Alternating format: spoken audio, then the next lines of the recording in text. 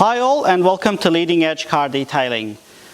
Today we're going to be again talking about dry ice blasting, and we're going to address a particular question that's been raised by a few people online, and whilst we do have logical theories about it, I want to do a proper test to actually confirm if it's a thing or not. So a few people have mentioned that dry ice blasting might be harmful to rubber bushes because of the temperatures. As we all know, dry ice, which is solid carbon dioxide, is very cold.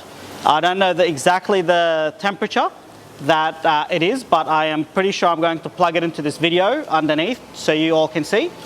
And the theory behind it is, while we're working on control arms that have bushes pressed in, the thermal expansion and contraction that the dry ice blasting will cause might damage the rubber bushing. So what I'm going to do today is I'm going to actually blast this sway bar link, which is mine, off my own BMW, and we're going to actually measure what the temperature was before, what the temperature was after, and see if there is a big enough difference in temperature to warrant these concerns. I'm also going to, for a little bit of fun, see if we can freeze water using the dry ice. So this is a glove. It's a nitrile glove. I filled it up with normal tap water, and what I'm going to do is to see how gentle dry ice can be to rubbers in particular, is try to dry ice blast this glove without breaking it, and let's see if we could actually get it to be cold enough to do anything. So we're going to again measure the temperature of it, and we're going to dry ice blast it and see what the variance is. Now, if we can demonstrate that this glove is not damaged, this rubber bushing is not damaged, then we could all assume that it's safe to use on the car. Now, before anybody starts sort of wondering, hey, what about any temperature variance is bad, just remember that when you're driving your car, that rubber bushing that is close to the disc, or the brake disc, might go from ambient, which is 25 degrees, to a couple of 100 degrees easily. And also, all your bushes that are, or not so much the bushes, but the boots of your CV shafts and your steering racks, they will get extremely hot. So they will easily see a variance of 100 degrees Celsius, which I don't think we will see with the dry ice blasting. But nonetheless, we're going to load up the machine.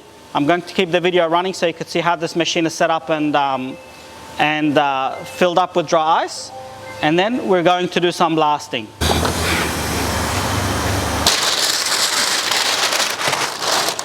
So the way that the dry ice blasting works, and hopefully we get the camera to focus a little bit, is we load in these blocks of solid carbon dioxide into the machine.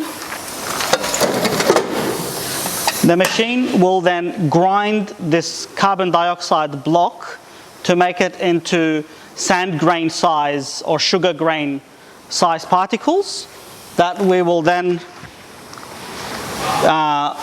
blast at high velocity using compressed air at whatever we're working on. This is adjustable through the machine in two ways. You can adjust how much dry ice you feed through the machine, and also the air pressure. So it should be strong enough to clean metal, but also gentle enough not to pop that glove filled with water. So without further ado, let's get stuck into it.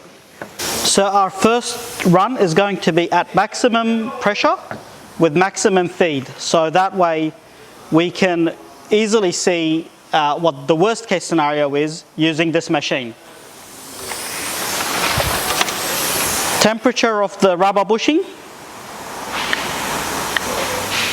is 22.4 degrees Celsius. The metal is 22.6. So let's see what we could get that up to.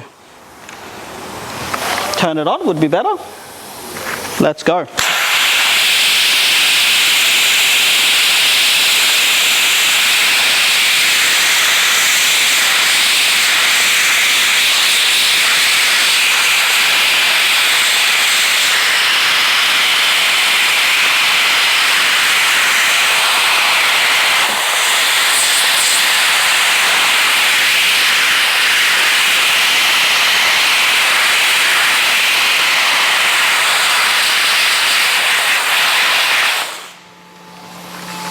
So this would be a typical, the typical time taken to clean this part.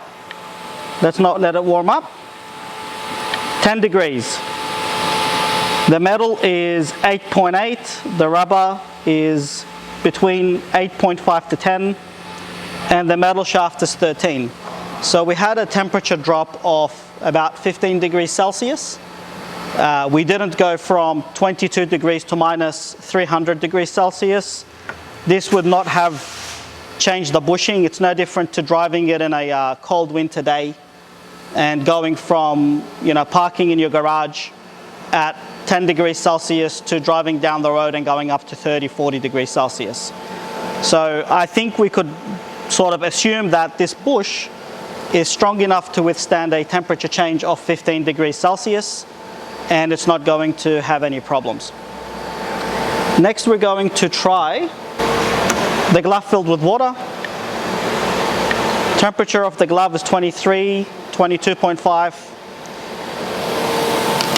And this might get messy and it might put a sudden halt to our lovely experiment, but I'm going to keep it at maximum pressure and I'm going to keep things at full blast. I'm going to start working from far towards it, and I want to see at what point we're going to rupture the glove. So let's hope we don't rupture it straight away.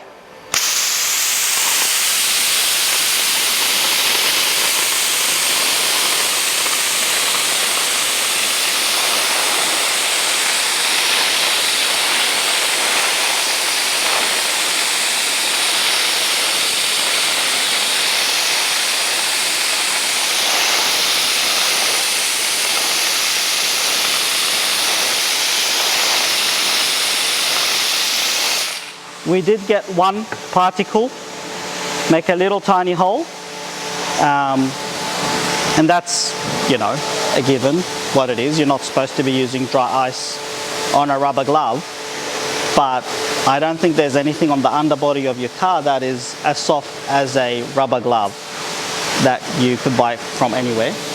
And where is my temperature gun?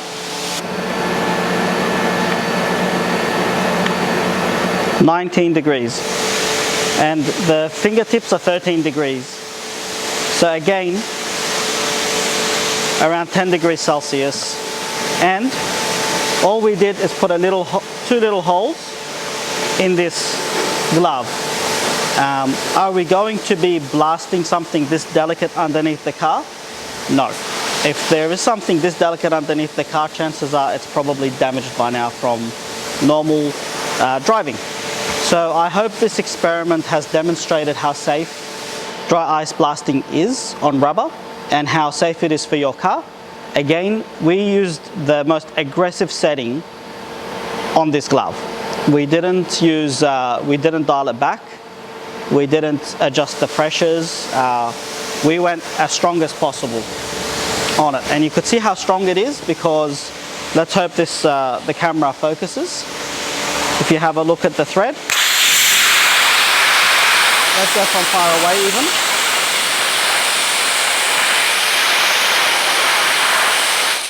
You could see how easily it cleaned the thread.